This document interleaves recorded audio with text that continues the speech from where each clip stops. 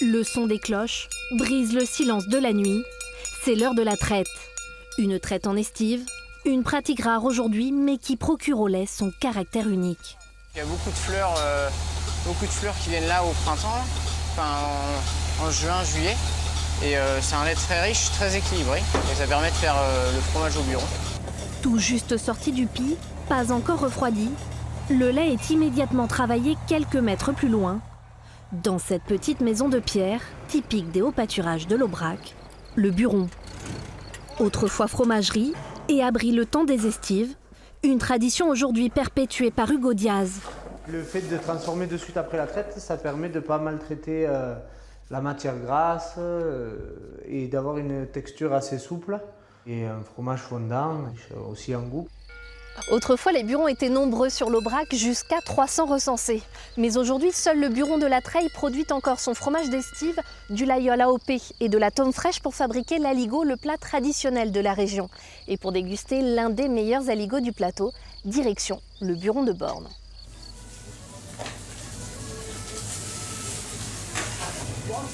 Alors pour faire un bon aligot, il faut déjà des bonnes pommes de terre, passer la purée à sec, beurre, crème, sel et poivre.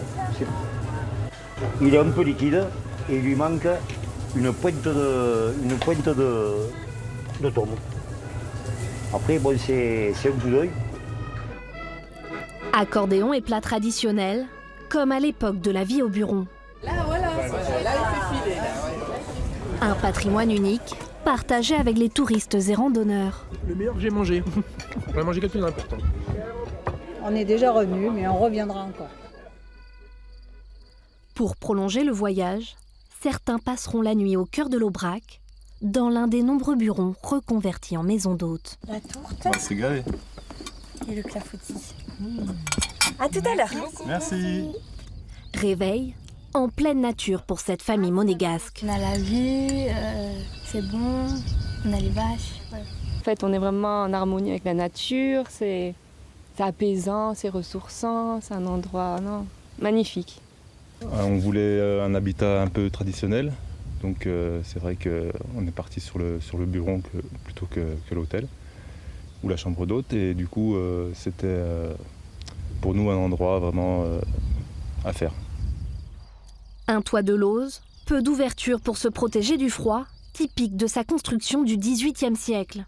L'intérieur a entièrement été restauré par Maïté Tichet, sa propriétaire. Dans cette pièce ici, tout l'espace était réservé pour les outils qui contribuaient à la fabrication du fromage et qu'on affinait ici quand on rentre dans la cave. La cave qui était donc voûtée, enterrée, pour garder une température constante, la plus fraîche possible, pour permettre l'affinage des fourmes des burons. Sur l'Aubrac, une trentaine de burons sont ouverts à l'hébergement pendant la belle saison. Une nouvelle vie pour ces petites maisons de pierre, vestiges d'une époque révolue.